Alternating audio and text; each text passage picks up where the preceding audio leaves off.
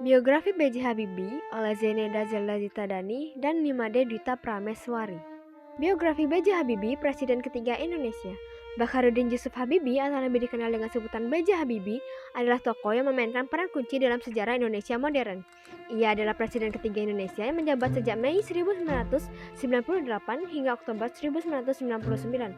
Berikut adalah gambaran singkat tentang kehidupan, pencapaian, dan warisan B.J. Habibie.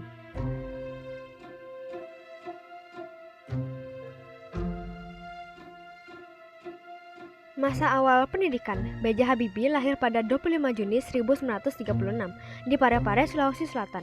Keluarganya adalah keturunan Gorontalo dan Makassar. Ayahnya, Alwi Abdul Jalil Habibie, adalah seorang guru dan pemimpin komunitas setempat.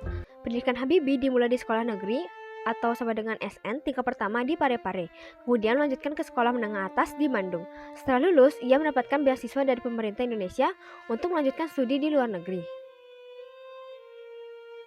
Pendidikan dan karirnya di luar negeri. Habibie melanjutkan studi di THA yang berada di Jerman, meraih gelar sarjana teknik mesin pada tahun 1960.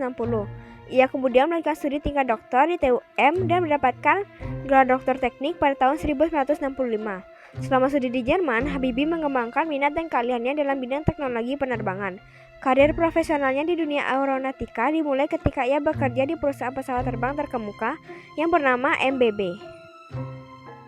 Kembali ke Indonesia dan peran dalam pembangunan industri penerbangan. Pada tahun 1974, B.J. Habibie diundang oleh Presiden Soeharto untuk kembali ke Indonesia dan bergabung dengan pemerintah. Di Indonesia, Habibie mendirikan Badan Pengkajian dan Penerapan Teknologi atau sering disebut BPPT, dan juga terlibat dalam program pembangunan pesawat terbang termasuk proyek N250 Gatot Kaca. Perjalanan politik dan jabatan presiden. B.J. Habibie terlibat dalam politik setelah diangkat sebagai Menteri Negara Riset dan Teknologi pada tahun 1978. Pada tahun 1998, di tengah gejolak politik dan tuntutan reformasi, Presiden Soeharto mengumumkan pengunduran dirinya dan Habibie terpilih sebagai presiden yang baru. Pemerintahan Habibie menghadapi berbagai tantangan, termasuk tuntutan reformasi dan krisis ekonomi yang melanda Asia pada waktu itu.